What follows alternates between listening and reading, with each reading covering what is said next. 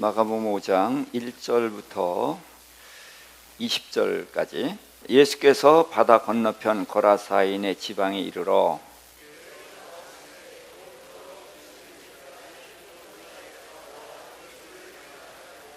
그 사람은 무덤 사이에 거처하는데 이제는 아무도 그를 쇠사슬로도 맬 수 없게 되었으니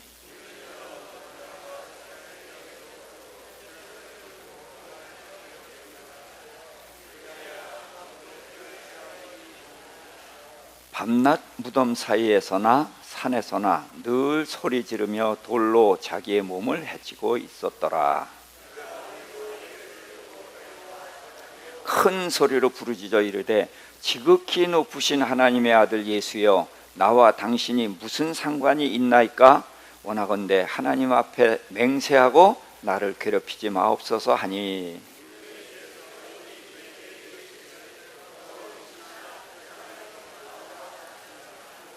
이에 물으시되 내 이름이 무엇이냐?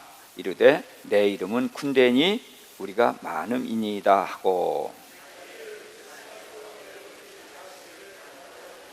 마침 거기 돼지의 큰 떼가 산 곁에서 먹고 있는지라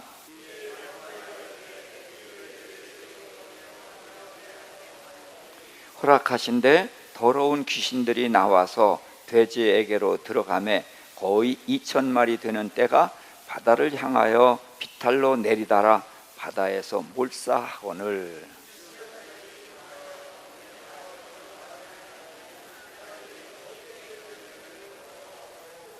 예수께 이르러 그 귀신 들렸던 자, 곧 군대 귀신 집혔던 자가 옷을 입고 정신이 온전하여 앉은 것을 보고 두려워하더라.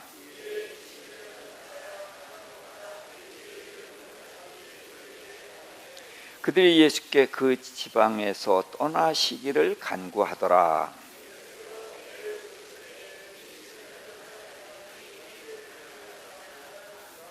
허락하지 아니하시고 그에게 이르시되 집으로 돌아가 주께서 내게 어떻게 큰 일을 행하사 너를 불쌍히 여기신 것을 내 가족들에게 알리라 하시니, 그가 가서 예수께서 자기에게 어떻게 큰 일을 행하셨는지를 대가불리 전파하니 모든 사람이 놀랍게 여기더라. 아멘. 지금 우리가 읽은 마가복음 5장의 이야기는 거라사 지방에서 군대 귀신을 들렸던 사람을 고쳐주신 이야기죠. 자, 근데 이제 우리가 여기에서 먼저 은혜 받으려고 하지 말고 먼저 뭘 생각하자? 문제점을 찾아내자는 거예요. 이상하다. 왜 그러지? 그것을 찾아내는 것이 필요합니다. 왜 그러냐면 제가 늘 말씀드리는 대로 하나님의 뜻은 우리 뜻과 다르다. 어떻게 달라? 하늘이 땅보다 높은 같이 하나님의 뜻은 높아서 다르단 말이에요. 그러니까 성경은 하나님의 뜻이니까 우리가 쉽게 이해할 수 있어요? 없어요? 없어요. 그러니까 이상하다. 왜 이러지? 그런 질문이 생겨나면은 차이를 본 거예요. 그래서 차이를 보고 이제 땅에서부터 바로 답을 찾아가야 되는데, 요즘은 엘리베이터가 생겨가지고 보딱 누르면은 뭐 39층 뭐 이렇게도 그냥 가만히 앉아 있다 내리면 그게 39층이 되잖아요. 그런데 그렇게 되니까 사실은 39층이 얼마나 높은지 알아요, 몰라요? 모르죠. 저는 걸어서는 23층까지는 올라가 봤어요. 중국의 이제 아파트를 이제 그 제자의 아파트에서 이제 공부를 하는데 23층이에요. 그래서 거기를 올라갔더니 제가 한 15층까지는 헉헉대면서 쉬지 않고 올라갔는데 그 다음엔 더 못 걷겠더라고요. 그래서 좀 쉬었다가 그리고 다시 올라가가지고 이제 그랬는데, 처음에는 3번, 4번을 쉬었는데 그 다음에는 2번 쉬면 되고, 나중에는 힘들긴 하지만 한 번에도 올라가 봤거든요. 근데 이제는 또 몇 년 전인 이야기라고 해서 또 오르는 게 지금 이제 힘듭니다. 그러니까 저처럼 올라가 보면은 23층이 실감이 나죠. 굉장히 높은 거구나. 그걸 알게 된단 말이죠. 성경도 저는 그렇게 봐야 된다는 거예요. 성경에서 빨리 아멘 하는 것보다는 그 차이를 알고 차이를 엘리베이터 타고 올라와서 딱 답을 찾는 방법이 있어요. 자, 예수님이 말씀하시면 맞아요, 틀려요? 맞아요. 그러니까 예수님 말씀 듣고서 아멘. 그러면 답은 맞은 거예요. 그런데 알아요, 몰라요? 모르는 거예요. 네, 그래서 지금 여기에서 우리가 이제 질문을 좀 가졌으면 좋겠는데, 자, 이 군대 귀신 들린 사람에게서 이제 그 예수님이 가까이 가니까 귀신들이 이제 벌써 예수님이 한마디 하셨거든요. 나가라. 그랬더니 이들이 나가지 말게 해주세요 하고 그랬거든요. 그랬더니 예수님이 그들이 이제 예수님께 요청을 했죠. 뭘 요청을 했어요? 돼지 떼에 들어가게 해달라. 돼지가 몇 마리? 2,000마리.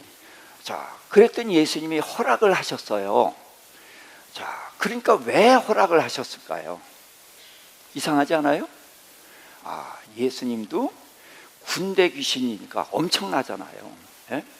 이 군대라는 표현이 3,000에서 6,000이라는 숫자를 나타내거든요. 그러니까 어마어마한 숫자의 군대니까 예수님도 마음대로 할 수 없으니까 타협을 했구나. 그렇게 생각할 수가 있어요. 그런데 예수님은 누구셔요? 하나님이셔요. 그러니까 사탄의 졸개인 귀신들이 아무리 많아도 타협하겠어요? 안 하겠어요? 안 하죠. 그런데 왜 돼지떼에 들어가게 허락을 하셔서 돼지떼 2,000마리를 죽게 하셨을까? 이상하죠. 그래서 답을 아시는 분? 예. 몰라야 제가 할 말이 있죠. 예. 이상하단 말이에요. 그렇죠? 그렇게 해서 돼지떼에 들어가서 이제 죽으니까 돼지를 치던 사람이 놀래서 이제 기겁을 해가지고 마을에 가서 이제 주인들한테 얘기를 다 했어요. 그랬더니 마을 사람들이 다 달려왔단 말이죠. 와서 보니까 귀신 들렸던 그 사람, 이 사람이 이제 얼마나 그 힘이, 귀신 들린 그 힘이 얼마나 강한지 쇠고랑으로 묶거나 쇠사슬로 묶어도 그걸 다 깨트렸다는 거예요. 끊고. 그러니까 사람들로서는 할 수가 없었는데 그 사람이 지금 멀쩡하게 옷을 입고 그러고 앉아 있거든요. 그러니까 그들이 놀랐어요. 그런데 그들이 예수님 보고 어떻게 해달라? 예, 예수님 보고 떠나달라 그러는 거예요. 아니, 예수님 보고 왜 떠나달라고 했을까? 그것도 좀 생각해 봐야 되죠. 그 다음에 자, 예수님은 병자를 고쳐신 다음에 뭐라고 그랬어요? 그 다음에 나가서 전하라 그랬어요. 입 다물고 아무에게도 말하지 말라 그러셨어요.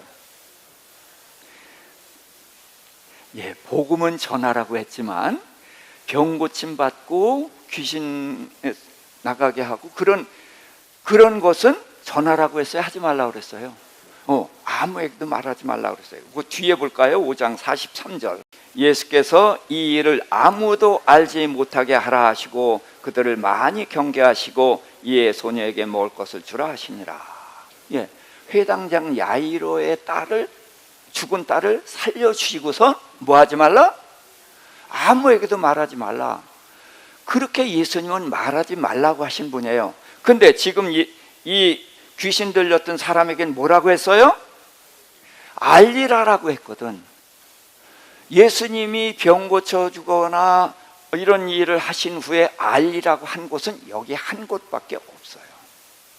그러니까 여기도 이상하죠? 그래서 이것을 놓고서 이 장면을 다시 한번 짚어보자 그런 얘기예요. 자, 우선 이 사람은 귀신 들린 사람으로서 그러니까 사람들이 그를 어떻게 고쳐주려고 했겠어요? 안 했겠어요? 했어요. 근데 고칠 수는 없고 그러니까 어떻게 해요? 그를 어떻게 해서든지 그냥 들판에 나가서 벗고 돌로 자기 몸을 해치니까 그렇게 못하게라도 해줘야 되잖아요. 그래서 쇠사슬로 묶고 족쇄를 채우고 이런 방법을 했지만 도울 수 있었어요? 없었어요? 도울 수 없었단 말이죠.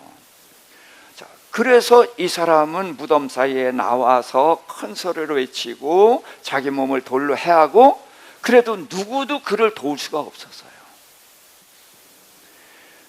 그런데 예수님이 그를 고쳐주셨단 말이죠.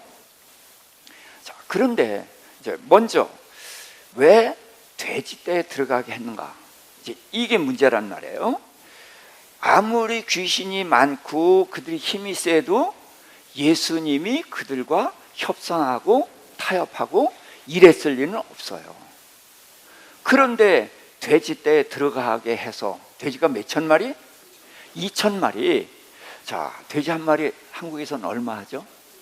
큰 거 한 마리면은 50만 원은 되겠죠? 네. 그럼 50만 원이라고 2천 마리면 얼마예요? 10억이면 큰 돈이에요, 작은 돈이에요? 엄청난 돈이에요. 그런 돼지를 죽게 하셨다는 거예요. 그러니까 예수님이 왜 그랬을까? 이해되죠? 그렇죠? 이해가 된다는 것은 질문이 이해가 되죠. 아니 10억이나 되는 그런 돈을 없애버렸단 말이에요. 그러니까 이제 어떤 저쪽 이제 정치적으로 이렇게 해석을 하는 목사님들이 있어요. 그래서 이 돼지는 누가 먹어요? 물론 사람이 먹지. 유대인이 먹어요? 안 먹어요. 그럼 누가 먹어요? 이방인이 먹어요. 그럼 지금 이스라엘 땅의 이방인은 누구예요? 어느 나라 점령을 받고 있어요 지금? 로마의 점령을 당하고 있단 말이죠. 그럼 돼지는 누구의 식량이에요? 로마인들의 식량이에요. 그러니까 예수님이 로마인들의 식량을 없애버렸다, 그럴듯하죠. 근데 예수님이 정치하시는 분이에요? 아니란 말이죠. 그런데 왜 그 많은 돈을 없앴을까 하는 의문이 분명히 들잖아요. 자, 그리고 이 마을 사람들이 와서 이 사람이 온전해진 것도 보고, 또 그 물에 돼지떼 2천 마리가 둥둥 떠 있는 모습을 보고, 그러고서는 예수님 보고 떠나달라 그렇게 요청을 해요. 자, 왜 그랬을까요? 이 사람들은 이 돼지가 중요해요? 중요하지 않아요? 중요하죠. 그렇잖아요. 생업이잖아요. 이 사람들 돼지는 먹질 않지만 그게 생업이란 말이죠. 그러니까 그렇게 해서 돈을 벌어서 11조도 내고 또 사람도 돕고 신앙생활을 하는 거 아니에요. 그렇죠? 돼지 기르는 게 죄 아니잖아요. 자, 그런데 돼지 2천 마리가 죽어서 10억이 날아갔단 말이죠. 그런데 누가 날아가겠어요? 예수님이. 자, 그러니 예수님한테 변상하라고 할 수도 없고, 그렇죠? 그러니까 차마 예수님께 아마 굉장히 화가 났을 수도 있어요. 그렇죠? 그렇지만 그 예수님의 그 엄청난 능력이 있으니까 감히 예수님을 쫓아내거나 뭐 해코지는 하지 못하고 그냥 나가주세요, 그렇게 요청을 했다고 보는 거죠. 왜? 그 엄청난 10억이면 큰 손해를 봤잖아요. 그런 큰 손해를 입었는데 그런 예수님을 존경하고 이렇게 할 수 있어요, 없어요? 없잖아요. 그렇죠? 네. 그러니까 또 예수님에게 어떤 일이 예수님으로 인해서 일어날지 모르고, 그러니까 예수님 보고 떠나달라 했다는 거죠. 자, 그런데 그러면 예수님은 왜 돼지 2천 마리를 죽게 하셨을까요? 그리고 예수님은 왜 이 사람에게만은 그 주께서 여호와께서 내게 어떻게 큰 일을 행하사 너를 불쌍히 여기신 것을 내 가족에게 알리라. 그래서 알리라는 말씀을 여기서 유일하게 하셨거든요. 어떻게 하셨다고요? 하나님이 너를 어떻게 했다? 불쌍히 여기셔서 큰 일을 행하셨다. 그거를 알리라고 하신 거예요. 그러면은 여기서 주님의 의도는 뭘까요? 저는 마을 사람들의 입장이 충분히 공감이 됩니다. 그렇죠? 10억이 날아가는데 박수 칠 사람 있어요? 없어요. 그런데 예수님은 왜 10억이 날아가게 하셨을까요? 저는 이렇게 생각을 해보는 거예요. 이 사람들은, 마을 사람들은 귀신 들린 사람이 온전해지길 원합니까? 원하지 않습니까? 원하죠. 그렇죠? 그래서 그를 도우려고 자신들의 최선을 다해 봤어요. 근데 도울 수 있었어요? 없었어요? 없었어요. 그러니까 도울 수는 없어도 또 다른 방법으로 쇠 줄로 묶어두거나 고랑으로 채우거나, 그래서 자기를 돌로 해치지 못하게 하고 또 다른 사람에게도 해가 되지 않게 하기 위해서 그런 고랑을 채우거나 쇠줄로 묶어봤었단 말이죠. 그런데 그것도 할 수가 없었죠. 이 사람들은 이 귀신 들린 사람을 돕고 싶어 했어요. 도우려고 했어요. 그런데 도울 능력이 없었죠. 그런데 그 일을 누가 했어요? 예수님이 하셨어요. 감사하죠. 그렇죠? 그런데 문제는 예수님이 이 사람을 고치는데 그냥 말씀으로 늘 하시던 그분인데, 말씀으로 하셨으면 예수님 보고 떠나라고 하겠어요? 안 하겠어요? 예? 아무도 안 하죠. 근데 왜 떠나달라고 해요? 돼지 2,000마리가 죽었단 말이죠. 10억이 날아갔단 말이죠. 자, 그러니까 이 마을 사람들의 생각은 뭐예요? 이 사람이 온전해지길 원하는 것은 예수님이나 사람들이나 똑같아요. 그렇지만 마을 사람들은 이 사람을 고쳐줄 수도 없었을 뿐더러 이 사람을 고치는데 10억이란 대가를 치를 마음은 있다 없다? 없다는 거예요. 그게 없다는 거예요. 근데 주님은 이 돼지 2,000마리를 죽이심으로 인해서 사람의 생각이 어떤지, 하나님의 생각은 어떤지를 우리에게 알게 하시는 거죠. 사람은 다른 사람을 도와주고 잘 되기를 원하는 마음이 다 있어요. 그렇죠? 우리도 다른 사람 위해서 어려움 당한 사람이 없으면 기도하고 눈물 흘리면서 기도도 하고 때로는 금식하면서 기도도 하잖아요. 그렇죠? 그렇게 합니다. 또 필요하다면 내가 재정적인 지원도 합니다. 그렇지만 이렇게 10억이라는 대가를 치르면서 다른 사람을 구해줄 마음이 우리 안에 있습니까? 없습니까? 네, 우리 안에 그런 마음은 없어요. 그런데 하나님은 그런 대가를 치러가면서 이 사람을 고쳤다는 거예요. 그것이 바로 하나님께서 내게 큰 일을 행하사 너를 불쌍히 여기신 것이라는 거죠.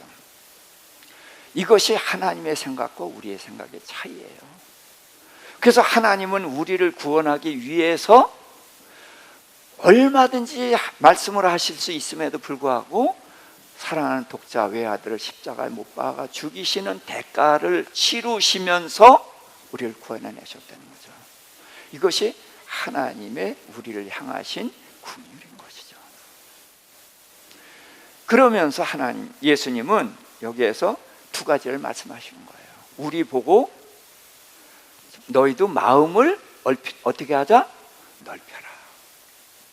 그래서 이 사람을 위해서 더 큰 대가를 치르더라도 할 수 있어야 되지 않겠나, 그런 도전을 우리는 받아야 되는 것이고요. 그리고 또 하나님이 얼마나 우리를 향한 긍휼하심, 사랑이 크신지 그거를 우리는 여기서 알아는 거예요. 그래서 예수님은 다른 때에는 말하지 말라 계속해서 말하지 말라고 하셨는데, 지금 이 사람에게는 여호와께서 내게 얼마나 큰 일을 행하셔서 너를 불쌍히 여기셨는지를 알리라. 그래서 20절에 보니까 예수께서 자기에게 어떻게 큰 일을 행하셨는지를 데가볼리에 전파하니 모든 사람이 놀랍게 여기더라. 아멘. 그래서 여기서 우리가 생각해야 되는 것은 사람의 생각과 하나님의 생각이 바탕은 같아요. 우리도 선하게 살고 싶고 돕고 싶고 그런 마음은 같아요. 그렇지만 우리는 어느 선 이상의 대가를 치르면서는 못하는 거죠. 그것이 우리의 한계인데, 하나님은 우리의 이런 대가를, 경계선을 좀 더 넓히기를 원하신 거죠. 우리 보고 10억을 하면서 도와주라, 아마 그렇게는 말씀하시는 것이 아니라고 봅니다. 왜? 우리를 잘 아시니까. 그렇지만 우리가 생각하는 경계선은 좀 더 넓혀서, 그래서 우리가 신앙생활을 하면서 이제 자꾸 넓혀가잖아요. 그렇죠? 그래서 예수님께서는 우리로 하여금 이웃을 향한 사랑의 경계선을 더 넓혀서 더 크게 사랑하고 넓게 사랑하고 또 많은 대가도 치르면서 사랑할 수 있기를 원하시는 그런 뜻이 있고요. 그 다음에 하나님이 우리를 얼마나 불쌍히 여기시는지를 여기서 나타냈단 말이죠. 그래서 이 사람에게 10억이라는 대가를 치르면서 은혜를 베푸셨고, 그래서 이거는 전하라는 거예요. 하나님이 우리를 얼마나 불쌍히 여기시고 얼마나 사랑하시는지 이것만은 전하라. 그래서 이 사람에게 나를 따라오겠다는 것을 오지 말라. 그러면서 내게 어떻게 큰 일을 행하사 너를 불쌍히 여겼는지를 알리라. 그리고 이 사람은 그 하나님이 베푸신 은혜를 많은 사람들에게 이제 알렸다. 그래서 하나님의 우리를 향한 그 자비와 긍휼이 얼마나 큰지를 말씀해 주셨습니다. 자, 이번에는 21절부터 더 보겠습니다. 자, 21절부터 43절 끝까지 또 대략 스토리를 이해하면서 그 상황에서 또 나름대로 질문 같은 거, 그런 것을 좀 할 수 있기를 바랍니다. 제가 먼저 읽겠습니다. 예수께서 배를 타시고 다시 맞은편으로 건너가시니 큰 무리가 그에게로 모이거늘 이에 바닷가에 계시더니,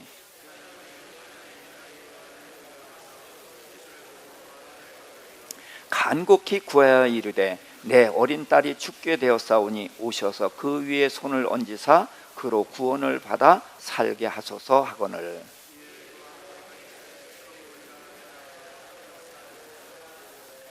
열두 해를 혈루증으로 알아온 한 여자가 있어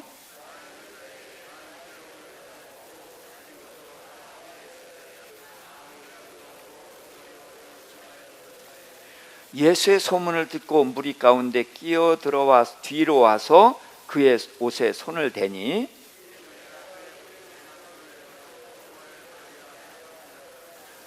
이에 그의 혈루 근원이 곧 마름에 병이 나은 줄을 몸에 깨달으니라.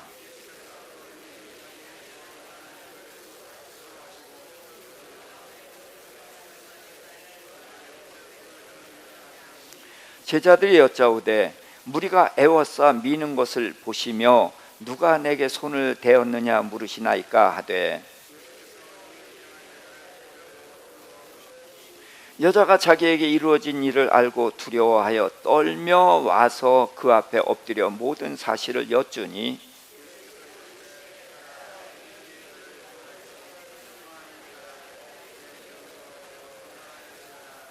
아직 예수께서 말씀하실 때에 회당장의 집에서 사람들이 와서 회당장에게 이르되 당신의 딸이 죽었나이다. 어찌하여 선생을 더 괴롭게 하나이까?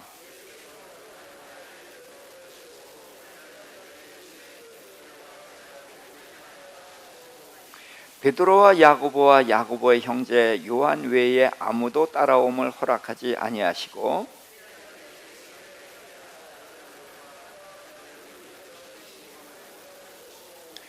들어가서 그들에게 이르시되 너희가 어찌하여 떠들며 우느냐? 이 아이가 죽은 것이 아니라 잔다 하시니,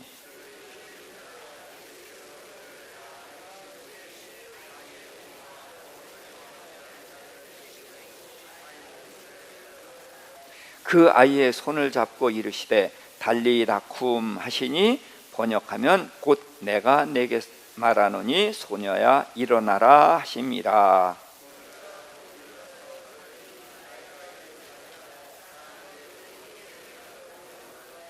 함께 예수께서 이 일을 아무도 알지 못하게 하라 하고 그들을 많이 경계하시고 이에 소녀에게 먹을 것을 주라 하시니라. 아멘. 지금 21절부터 43절까지 이제 회당장 야이로의 딸을 이제 고쳐주고 죽었는데 살려주신 이야기와 또 그 중간에 혈루증으로 고생하는 여인을 고쳐준 이야기가 있습니다. 자, 여기서 여러분들 조금 이상하다 생각되는 게 뭐 있나요? 자, 이 혈루증으로 12년 동안 고생을 한 여인이에요. 이 병은 언제쯤 생기죠? 처녀 때 생겨요. 시집가서 애 낳고 생겨요. 네? 시집가서 애 낳고 생기는 병이에요. 그러면은 예수님보다 나이가 많을까요? 적을까요? 근데 예수님이 그를 뭐라고 불렀어요? 예? 딸아 그랬어요. 이상하지 않아요? 저만 이상한가? 예수님은 자신보다 나이가 많은 여인을 향해서 딸아라고 부르셨어요.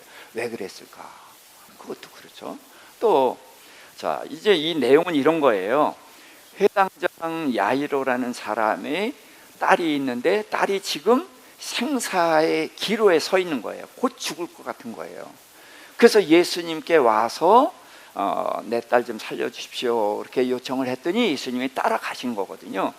가는 중에 중간에서 12해를 혈루증으로 고생했는데 이 혈루증으로 인해서 여러 의원을 만났는데 치료받았어요? 못 받았어요? 쫓아다녔는데 치료는 못 받고 병은 오히려 중해지고 돈은 다 없어진 거예요. 그런 여인이 예수님의 옷만 만져도 병이 나으리라. 그래서 옷을 만졌더니 정말로 병이 났거든요. 그랬더니 예수님이 또 굳이 찾아야 누가 내 옷을 만졌느냐. 근데 그때 사람들이 많이 몰려갔거든요. 그러니까 예수님이 가는데 옷자락 만진 사람이 하나겠어요? 무수하겠어요? 예, 무수하게 스쳐 지나가고 그랬는데 예수님이 누가 날 만졌느냐 그러니까 제자들이 한심하단 말이에요. 아이고 예수님 이렇게 많은 사람들이 붐비고 그러는데 누가 만졌다니 그게 무슨 소리입니까? 그러니까 예수님 말씀이 이해가 안 된다는 거죠. 그러나 예수님은 다른 사람은 그냥 스쳐 지나갔지만 목적을 가지고 만진 사람이 있다. 그래서 찾는 거예요. 그랬더니 이 여인이 예수님께서 엎드려서 굉장히 두려워하고 떨었거든요. 그렇죠? 왜 두려워하면서 떨었을까? 예수님이 그렇게 무서우셨나? 돈 안 내고 치료받아서 그랬나? 이제 이런 것도 좀 생각을 해보자는 거예요. 자, 그러고서 이제 가죠. 그러는데 그 중에 집에서 사람이 온 거예요. 어떻다고? 아이가? 죽었다고. 그러니까 이제 끝났어요. 그렇죠? 이제 끝난 거예요. 예수님이 죽기 전에 오셔야 사는 건데 죽었으니까 끝났단 말이에요. 그러니까 쫓아와서 이미 죽었으니까 더 예수님 괴롭게 하지 마세요. 자, 그랬더니 예수님께서 믿기만 하라. 두려워하지 말고 믿기만 하라. 그러고서 갔단 말이에요. 그러고서 이제 다른 제자들을 이제 떠놓고 3명 누구? 네, 베드로와 야고보와 요한, 요 3사람을 예수님은 집중적으로 키우셨거든요. 그래서 그 사람만 데리고 이제 들어갔는데 사람들이 울고불고 그러니까 예수님이 이 아이가 죽은 게 아니라 잔다 그랬어요. 그랬더니 사람들이 비웃었죠. 왜? 우리가 자는 것과 죽은 것을 분별 못하겠는가? 참 이 양반 웃기네. 그래서 비웃었단 말이죠. 근데 왜 예수님은 잔다고 했을까? 그러더니 가서 다 내보내고 예수님이 소녀야 일어나라 달리다 쿰, 그래서 쿰은 이제 일어나라는 뜻이거든요. 그래서 일어나라 소녀야 일어나라 그랬더니 그가 일어났고 예수님이 그를 이제 음식을 먹게 했습니다. 자, 그러면은 여기에서 우리가 주목해 봐야 되는 게 뭐냐는 거예요. 고쳐준 거, 예수님은 뭐 누구나 다 고쳐주니까 그건 중요한 거 아니에요. 그 사건을 통해서 우리에게 무언가를 말씀하시려고 하는 거거든. 자, 우선 회당장이면은 직분이 어떤 사람이에요? 큰 교회 담임 목사예요. 자, 예수님은 물론 선지자라고는 하지만 청년이죠. 그렇죠? 예수님은 이때가 32살쯤 그런 즈음인데, 목사면은 이제 회당장이면은 한 50 전후는 다 됐을 거란 말이죠. 그러고 그는 재판도 하고 교회의 모든 일을 해가는 그런 어른이란 말이에요. 근데 젊은 예수님 앞에 엎드렸죠. 그렇죠? 와서 발 아래 엎드려서 간곡히 구했다. 자, 이 체면 완전히 구겼죠. 그렇죠? 근데 왜 이렇게 했을까요? 누구 때문에? 딸 때문에. 딸을 살려야 되겠단 말이죠. 근데 딸을 살리는 길이 있어요, 없어요? 없어요. 근데 한 가지 길이 있어. 그건 누구예요? 예수님. 이분이라면은 우리 딸을 고칠 수 있다 라고 생각했기 때문에 회당장이고 뭐고 다 내려놓고 젊은 예수님 앞에 엎드렸단 말이죠. 그래서 간곡하게 많이 구했다. 간곡히 구해서 내 어린 딸이 죽게 되었으니까 오셔서 손을 얹어서 안수하셔서 고쳐주십시오 그랬단 말이죠. 그랬더니 예수님이 흔쾌히 승낙을 해서 같이 가는 거예요. 자, 가는데 예수님 가다 말고 누가 날 만졌어? 하고 그런단 말이죠. 그때의 회당장의 마음이 어떻겠어요? 정말 1분 1초를 다투는 급박한 상황이란 말이에요. 금방 죽었다고 오잖아요.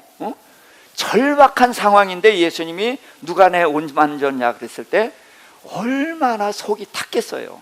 그러니까 제자들도 아니 이 많은 사람 붐비는 중에서 누가 만졌냐 그게 무슨 소리입니까? 하고서 예수님께 제자들도 오히려 핀잔을 주고 있거든. 그런데 예수님은 아니다. 그러면서 누가 내게서 내를 만졌고 내게서 이제 여기 나갔다 그러면서 찾는단 말이죠. 자, 그러니까 이 여인이 두려워해서 이제 왔는데 거기를 읽어볼까요? 33절에 보니까 여자가 자기에게 이루어지는 일을 알고 두려워하여 떨며 와서 그 앞에 엎드려 모든 사실을 여쭸다. 왜 두려워했을까요? 돈 안 내고 그런 거가 아니라 그래서 이제 우리가 성경을 알려면 구약을 알아야 돼요. 왜냐하면 구약이 바탕이거든요. 여기에서 다 나온 거란 말이죠. 자, 그래서 레위기 15장을 좀 가서 보도록 하겠습니다. 레위기 15장 11절입니다. 11절 함께 유출병이 있는 자가 물로 그의 손을 씻지 아니하고 아무든지 만지면 그 자는 그의 옷을 빨고 물로 몸을 씻을 것이며 저녁까지 부정하리라.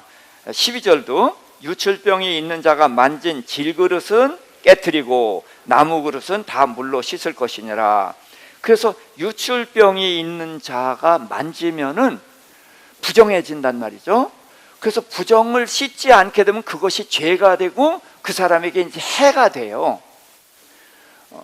그러니까 이 여인은 자기는 나을 생각을 해서 만졌지만 자기가 어떤 사람? 부정한 사람.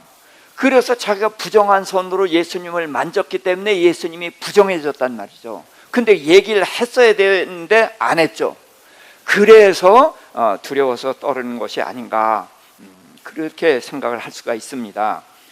그랬더니 예수님께서는 34절 함께 읽을까요? 본문. 예수께서 이르시되 딸아 내 믿음이 너를 구원하였으니 평안히 가라. 내 병에서 놓여 건강할지어다. 아멘. 자, 자기보다 훨씬 나이가 많은 여인을 보고 예수님이 딸이라고 했습니다. 물론 예수님은 태초부터 계신 분이니까 얼마든지 딸이라고 해도 되고 손녀라고 해도 되죠. 물론 그렇지만 누구에게도 딸이라는 표현을 한 적이 없어요. 그렇죠? 그런데 여기에서 이 여인을 보고 딸이라고 했단 말이죠. 그럼 왜 이 여인을 보고 딸이라고 했을까요? 자, 회당장이 누구 때문에 왔어요? 딸 때문에. 그러니까 회당장은 나이도 있고 직위도 있고 그러니까 예수님 앞에 엎드릴 그런 위치예요, 아니에요? 전혀 아니거든요.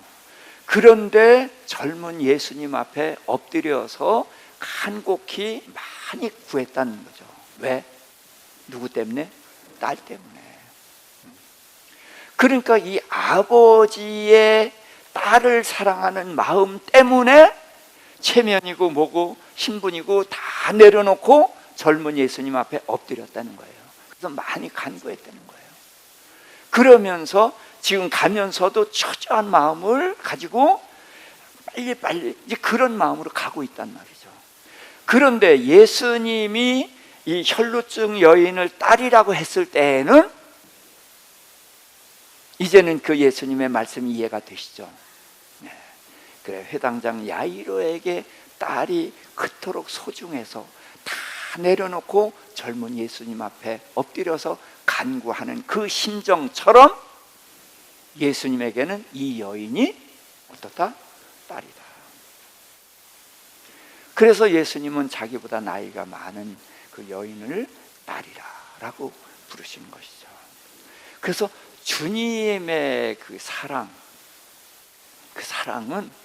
회당장 야이로의 마음 그보다 더 뛰어나다는 거예요.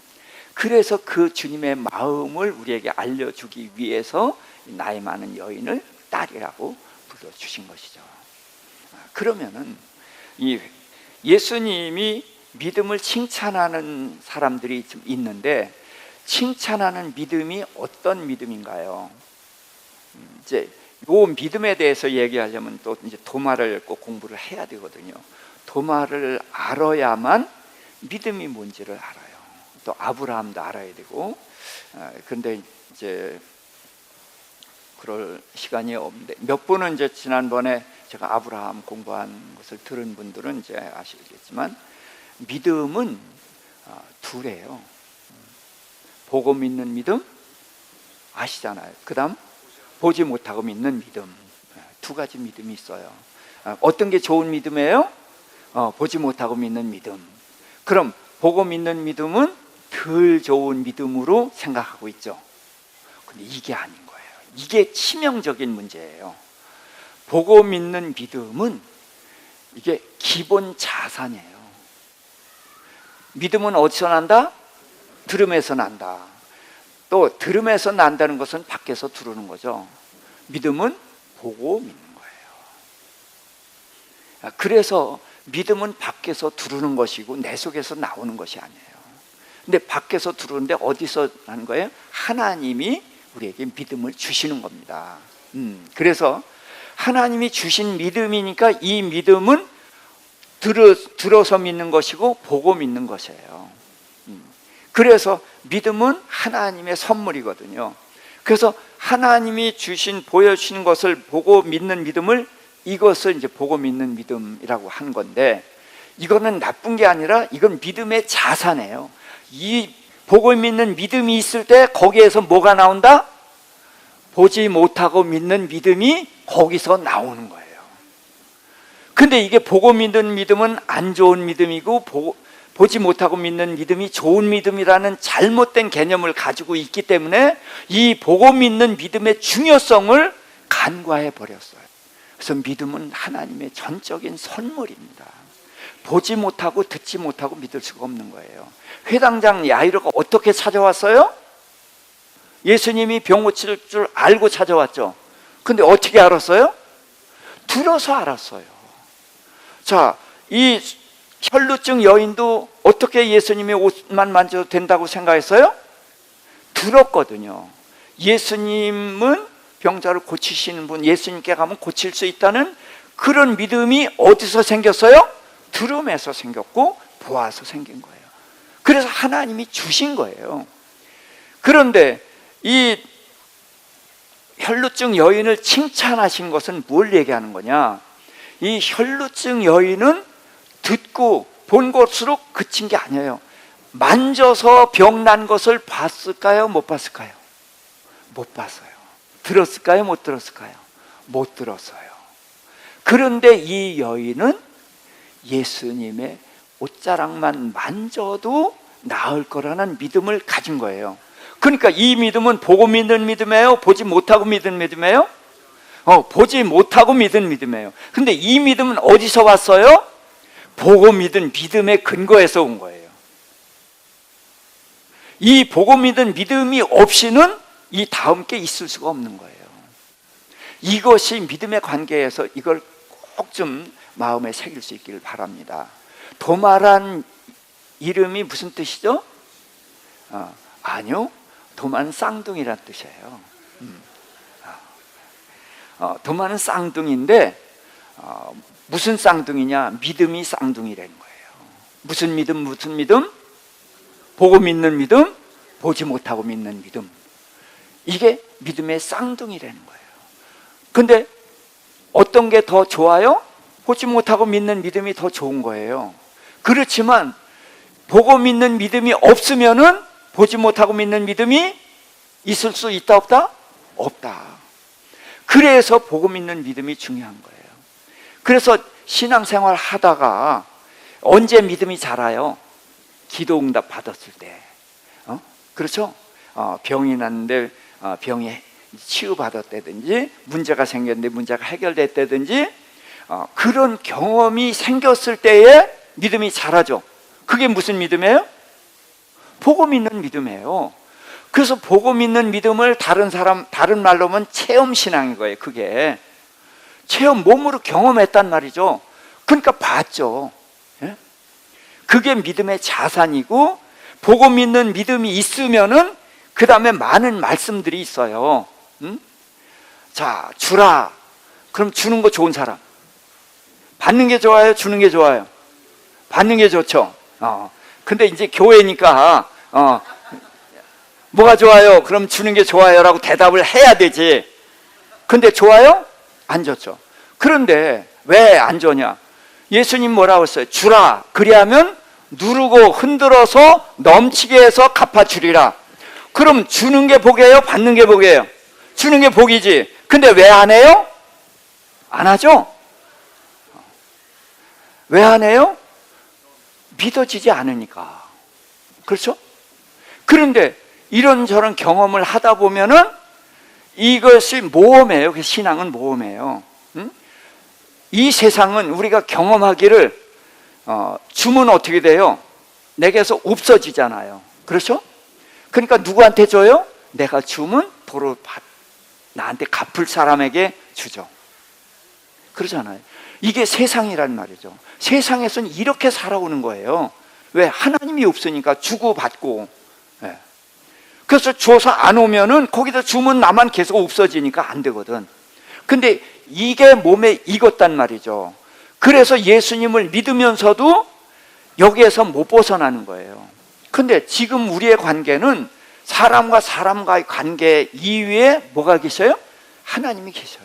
그래서 삼각관계, 제가 전에 말씀드렸어요. 세상은 1대1의 관계지만 우리는 삼각관계다. 하나님이 계신 거예요. 그래서 주라 그러면은 없어지지만 하나님의 말씀대로 주면은 하나님께서 어떻게 해요? 갚아주시죠. 그래서 내가 가난한 사람에게 주는 것은 하나님께 구워주는 거라 그랬단 말이죠. 하나님께서 구워서 안 갚으시겠어요? 그렇죠. 그래서 믿음이라는 것은 어디서 시작되냐? 보는 데서 시작되는 거예요. 그래서 제가 여러분들 무엇든지 기도하세요. 무엇든지. 그래서 필요한 걸 다 기도하다 보면 나중에 보면은 하나님께서 많이 들어주셔요. 왜 다 들어주시지 않느냐? 다 들어주면 난리가 나요. 큰일 나요. 세상 망해요. 그래서 하나님께서 선별해서 들어주시는 거거든요. 그러니까 많이 기도하세요. 많이 기도하면은 하나님께서 선별해서 많이 주시죠. 그렇잖아요. 네. 그래서 그런 것을 받게 되면은 받은 경험이 이게 믿음의 자료가 돼요. 그래서 그 믿음 때문에 그 다음에는 주라 그러는 것도 고민하다가 그래 한번 줘보자 하게 된다는 거죠. 용서하라 그 절대로 안 돼요. 그런데 이제 하나님 말씀 때문에 이제 하게 되고 이제 이렇게 돼 가는 거란 말이죠. 그래서 이 수넴 여인은 들은 믿음에 근거해서 옷자락을 만지는 보지 못하고 믿는 믿음으로 갔다는 거죠. 그래서 이 여인의 믿음을 칭찬을 하신 것입니다. 그래서 내 믿음이 너를 구원했다 그러면서 내 병에서 놓여 건강할지어다 그런 축복의 말씀을 해주셨습니다. 자, 그런데 이제 그때에 딸이 죽었다는 소식을 가지고 온 거예요. 그때 회당장이 어땠을까요? 아마 털썩 주저앉았을 거예요. 남자니까 아이고 아이고 하고 울지는 않아도 엄마는 그렇게 했겠지만 아버지니까 소리는 안 내지만 걷잡을 수 없는 눈물이 흘러내렸을 것이고 그 고통은 이루 말할 수 없었을 거예요. 그런데 예수님은 그에게 뭐라고 했다고요? 36절 함께 예수께서 그 하는 말을 곁에서 들으시고 회당장에게 이르시되 두려워하지 말고 믿기만 하라. 자, 왜 여기서 믿기만 하라라는 말씀을 하셨을까요? 자, 회당에서 이 교회에서 믿음이 제일 좋은 사람 누구예요? 교회 안에서는 그래도 목사가 믿음이 좋다고 인정해 줘야죠. 그렇죠? 그런 것처럼 회당에서는 누가 믿음이 좋아요? 회당장. 그럼 회당장이 믿음이 좋은 사람인데 그에게 뭐라고 하셨다고요? 믿기만 하라. 그러니까 예수님은 지금 이 혈루증 여인과 회당장을 또 한번 비교해 주시는 거예요. 혈루증 여인은 우리가 생각할 때 믿음이 회당장하고 비교되는 사람이에요? 안 되는 사람이에요? 전혀 비교가 안 되는 사람이에요. 근데 예수님은 이 혈루증 여인의 믿음을 칭찬해 주고 회당장 보고는 믿기만 하라 라고 말씀을 하신다는 거죠. 그래서 여러분들이 목사가 믿음 좋다고 인정을 안 하는 것도 인정은 합니다. 목사라고 믿음 다 좋은 거는 아니니까 그래도 좀 체면 좀 살려주셔야죠. 자, 그래서 회당장에게 믿기만 하라 이제 그렇게 말씀을 하셨어요. 자, 그러고서 이제 그들이 울고 이제 그러는데 어찌하여 우느냐? 아이가 죽은 것이 아니라 잔다 그랬어요. 자, 왜 예수님은 굳이 잔다라는 표현을 하셨을까요? 이게 이제 우리에게 주시는 말씀이에요.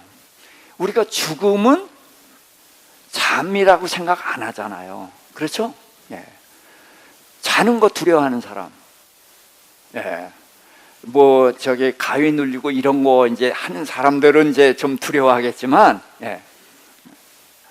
자는 건 두려워하잖아요. 왜? 깨어나니까요.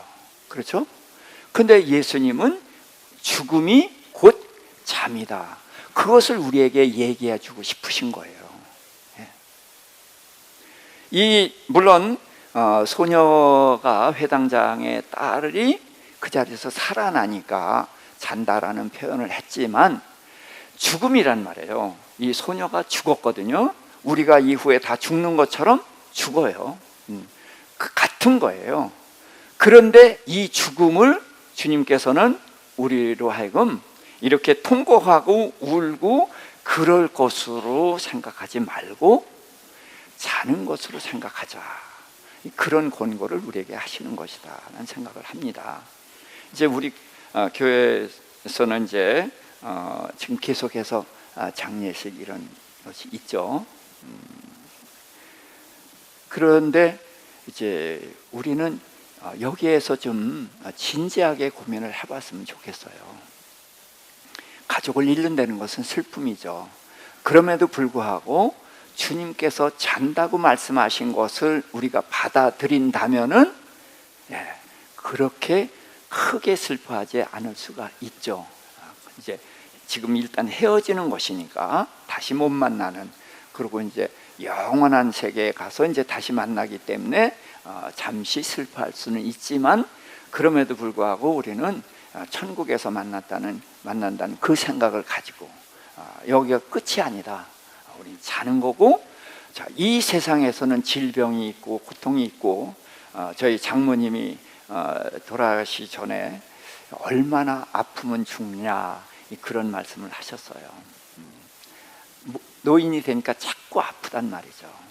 자꾸 아프고 그런데 얼마나 더 아프면 죽나 이제 그런 말씀을 하셨는데, 이 세상은 고해라고 하잖아요. 그래서 이 세상은 힘든 거예요. 그러니까 이 세상에서 죽을 때에 잔다라는 생각을 하고, 깨어나는 데가 어디예요? 똑같은 세상이 아니거든요. 우리는 다시 회당장 야율의 딸처럼 다시 살아남은 대단한 걸로 생각을 하지만, 이 소녀도 죽었고, 그렇죠? 마르다 마리아의 오라버니 나사로도 살았지만 다시 죽었죠. 그리고 다시 사는 것은 사실은 이 고난의 세상에 다시 오는 거예요. 이거를 우리는 그게 좋아할 것이 아니라, 영원한 천국에서 다시는 고난이 없고 질병도 없고 눈물도 한숨도 없는, 싸움과 다툼이 없는 그곳에서 우리가 깨어난다라는 이 소망을 확실하게 붙잡는다면은 우리는 이 세상을 떠나는 것을 그렇게 두려워하지 않을 수도 있고, 가족을 잃을 때에도 지나치게 슬퍼하지 않고 위로를 주님으로부터 받을 수 있을 것입니다. 그래서 말씀을 정리하면은, 회당장의 딸을 사랑하는 그 마음 이상으로 주님은 우리를 사랑하신다. 그 사랑을 표현하기 위해서 딸아라는 말씀을 하셨고요. 또 회당장과 이 혈루증 여인의 믿음을 보면은 당연히 회당장이 믿음이 좋은 사람이죠. 그러나 예수님은 이 혈루증 여인의 믿음을 칭찬했고, 회당장에게는 믿기만 하라고 해서 믿음을 권고하셨어요. 그래서 우리가 직분 가지고 믿음을 얘기할 수 있는 건 아니다. 그래서 예수님 말씀하셨죠. 먼저 된 자 나중되고 나중된 자 먼저 된다. 그래서 우리가 누구든지 주님 안으로 들어가서 믿음을 갖게 되면은 이 혈루증 여인처럼 이렇게 믿음을 칭찬받는 자리에 갈 수가 있을 것입니다. 그래서 또 우리는 죽음에 대해서 좀 더 이제는 긍정적으로 생각을 하고, 그래서 살 준비도 해야 되지만 무슨 준비도 해야 돼요? 죽을 준비도 하자. 그래서 죽을 준비를 함께 할 수 있는 우리 모두 될 수 있기를 주님의 이름으로 축복합니다. 기도하십시다. 하나님 아버지, 주님이 고라사 지방에 귀신 들린 자를 고쳐주시면서 하나님의 사랑이 얼마나 큰지를 우리에게 말씀해 주셨습니다. 주님, 그래서 돼지 2,000마리가 아니라 사랑하는 아들 독자 예수 그리스도를 십자가에 못 박아 죽이면서까지 우리를 불쌍히 여기시고 우리를 구원해 주셨습니다. 이 사랑을 널리 전파라 하라고 하셨사오니 아버지, 우리가 복음을 전하는 증인으로 살아가게 하여 주시옵소서. 회당장 야이로와 그 혈루증 여인을 보면서 주님의 사랑이 얼마나 큰지를 다시 한번 깨닫게 하셨고, 또 믿음이 무엇인지를 알게 해주시니 감사합니다. 주님, 그래서 우리가 보고 믿은 믿음을 많이 경험해서 우리의 믿음의 기초가 단단하게 하여 주시옵시고, 그러나 하나님의 약속의 말씀은 보지 못하는 것이고 천국은 보이지 않는 것입니다. 마침내 이 보이는 것에서 믿음을 키워서 보이지 않는 대로 갈 수 있는 저희 믿음이 자라갈 수 있도록, 성장해가고 온전해질 수 있도록 주님 저희를 붙들어 주시옵소서. 이제는 우리 주 예수 그리스도의 구속의 은혜와 우리 아버지 하나님의 만극하신 사랑하심과 성령님의 내주 교통 인도하심이, 하나님의 그 크신 사랑을 다시 한번 깨닫고 그 사랑의 증인으로 살아가기를 결단하게 하여 주시옵시며, 또 우리의 믿음이 날로 자라서 주님께 칭찬받는 믿음이 되며 하늘나라를 소망하는 그런 믿음을 갖는 저희 모두 되기를 소망하는 저희들에게 이제부터 영원토록 함께 하실지어다. 아멘.